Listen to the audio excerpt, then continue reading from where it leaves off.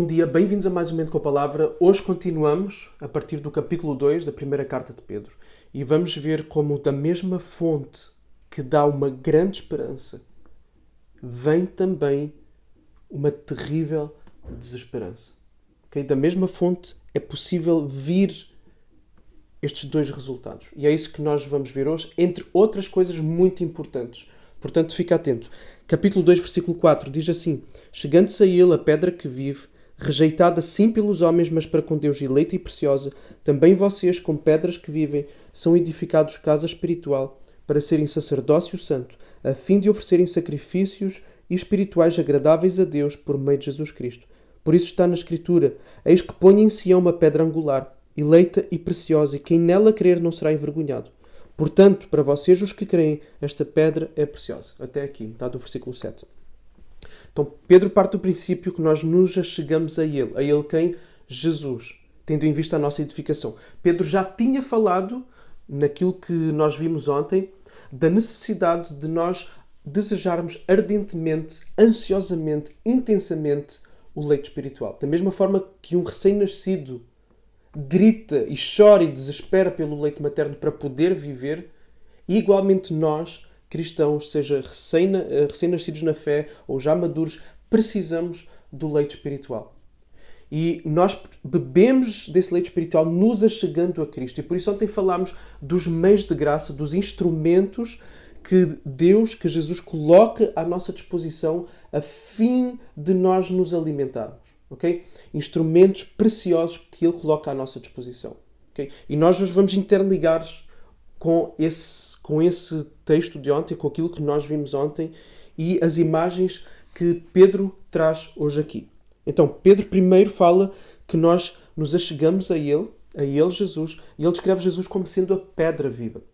Porquê é que ele fala de Jesus como uma pedra? Porque ele vai trazer aqui uma imagem do Antigo Testamento. Uma imagem que aponta para a coletividade do povo e aponta para a vida de adoração do povo. Então, a vida de adoração em Israel era centrada no templo. O templo era o lugar de encontro entre Deus e o seu povo. Okay? O templo era o lugar de encontro entre Deus e o seu povo. Não havia mais lugar nenhum. Era ali o lugar em que Deus juntava-se com o seu povo, que abençoava o seu povo, que o seu povo podia se achegar a ele. E Jesus então é colocado como esta pedra viva, à qual nós nos ligamos, e é nós, porque não é eu sozinho, mas todos os outros que creem em Cristo juntam-se a esta pedra viva e é juntos que nós formamos o templo, a casa de Deus, o lugar de adoração. Paulo vai falar de que nós cristãos somos o templo de duas formas. Somos o templo individualmente, em que o meu corpo é o templo do Espírito, mas eu e todos os crentes de todos os tempos somos o templo de Deus. Então nós temos esta noção de coletividade na adoração a Deus. Então Jesus é apresentado como a pedra que vive, como a pedra angular, a pedra principal. A pedra que, se for arrancada, tudo cai. Okay? E nós somos este templo, somos construídos como este templo para quê? Com um objetivo: para adorar a Deus, para trazer sacrifícios espirituais agradáveis a Deus. A nossa adoração a Deus, o nosso amor a Ele, é imperfeito, não consegue ser 100% puro, não consegue ser totalmente intenso o tempo inteiro. Nós vimos isto ontem.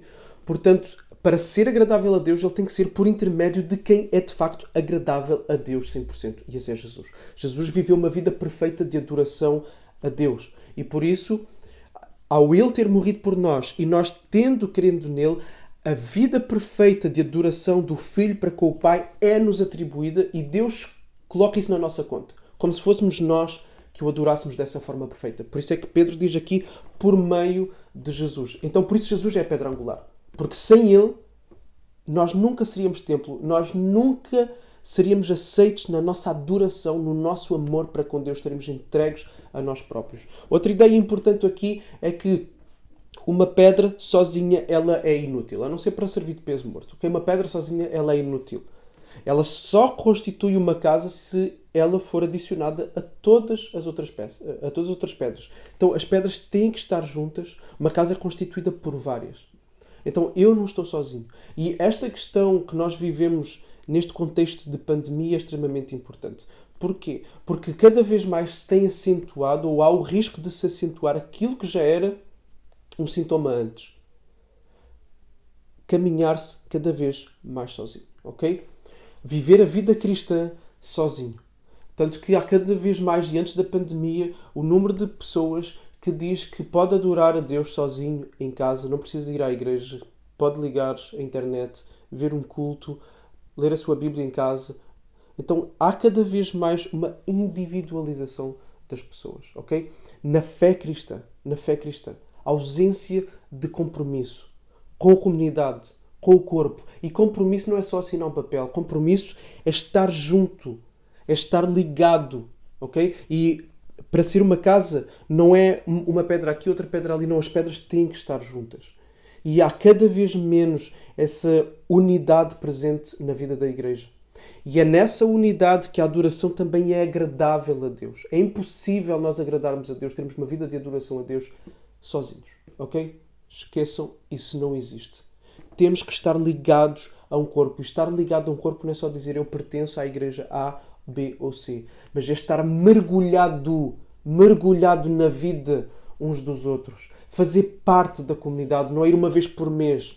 Nem sequer é ir uma vez por semana à igreja. Isso não é ser igreja. Ser igreja é estar ligado à vida de pessoas da igreja. Em que somos edificados e em que edificamos. Okay? Então, esta noção de coletividade está presente aqui pela questão do templo, mas também por uma outra questão, que é a questão do sacerdócio. Okay? Um sacerdote só não fazia tudo. Okay? Era um conjunto de sacerdotes. E mais, há outra noção de coletividade aqui que vai vir mais à frente e que nós já vamos ver, que é a questão de sermos um povo, uma nação. Okay? Mas já aí vamos. Então, por um lado, Jesus é esta pedra preciosa para o cristão, que dá estabilidade, ok? Dá estabilidade para o relacionamento com Deus. Caso contrário, não havia relacionamento com Deus.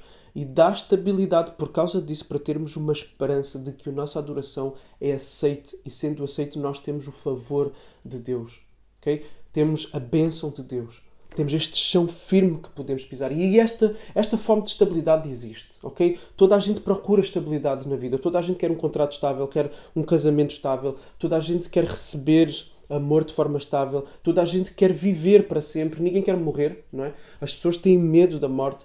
Então existe esta sede de estabilidade. Jesus é esta pedra que dá esta estabilidade, ok? Jesus é a pedra angular. Mas se por um lado ela é preciosa para nós, ela é desastrosa para outros. E aqui vamos ler a partir da segunda metade do versículo 7. Mas para os descrentes, a pedra que os construtores rejeitaram, essa veio a ser a pedra angular e pedra de tropeço e rocha de ofensa. São estes que tropeçam na palavra, sendo desobedientes para o que também foram destinados.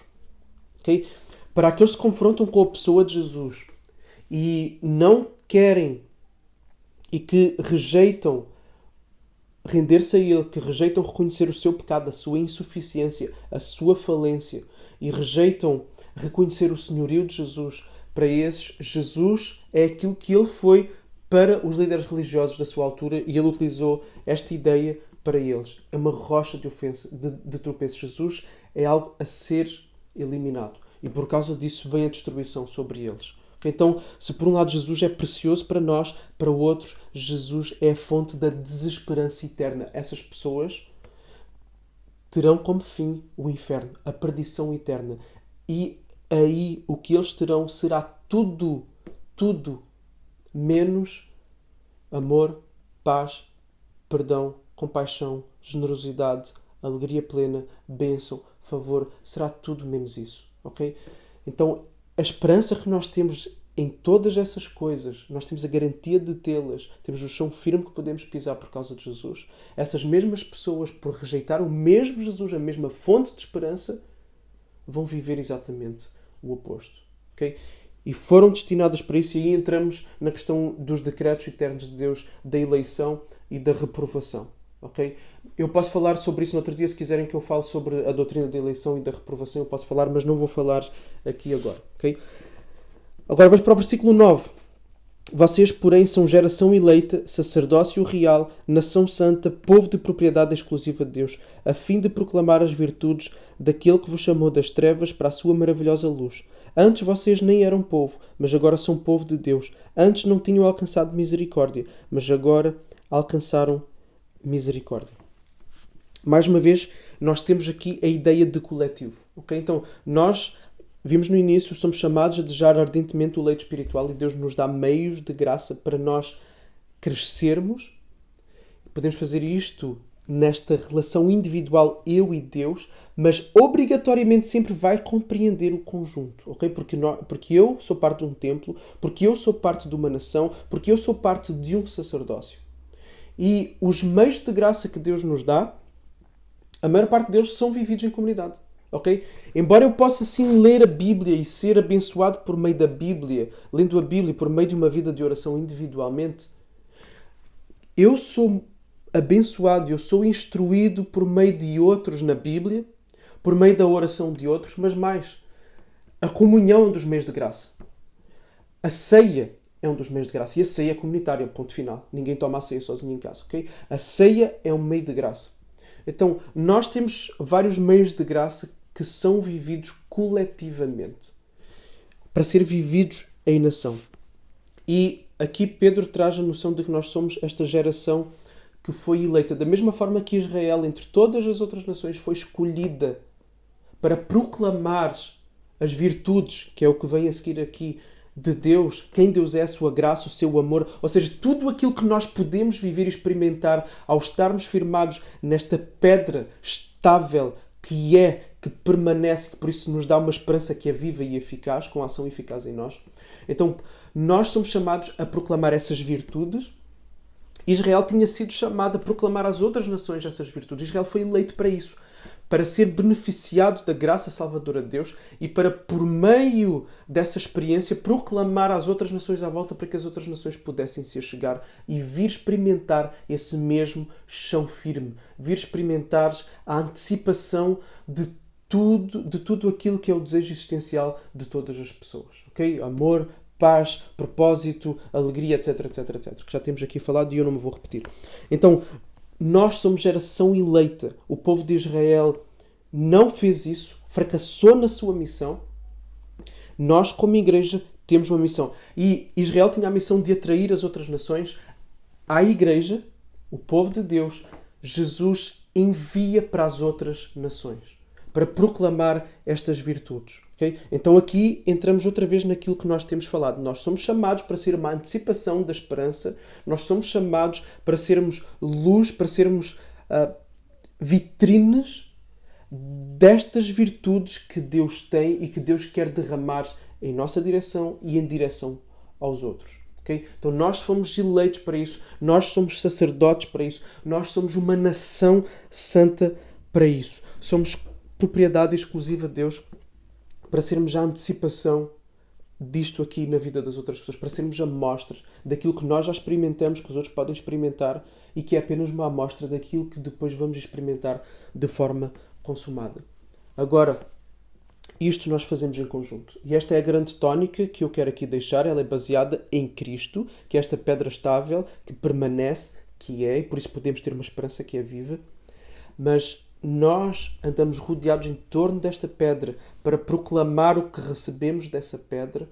Fazemos isso em conjunto, em comunidade. Então que este tempo de pandemia não alimente em ti a individualização da tua fé. Até porque isso não é uma fé saudável.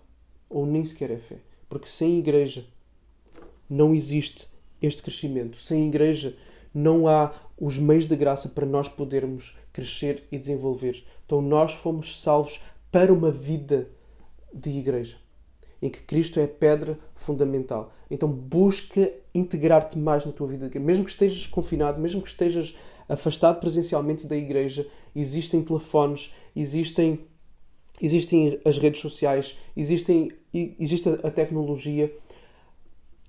Liga-te à igreja. Procura saber por quem podes orar, como podes orar melhor. Procura saber quem está em necessidade e contribui, seja com alimento, seja com dinheiro. Procura saber quem está em necessidade. Okay? Interessa-te. ajuda, apoia. Então vamos procurar viver esta vida de comunidade mesmo no meio desta pandemia, para que quando ela acabar nós não vejamos pedras aqui e ali, que na verdade serão pedras mortas. As pedras são vivas ao estarem ligadas em Jesus, ao serem um templo. Okay? Então Deus te abençoe e ser intencional nisto aqui, porque tudo vai puxar para o sentido oposto. Terá que ser intencional, terá que ser programado, terá que ser planeado. Deus te abençoe e até amanhã.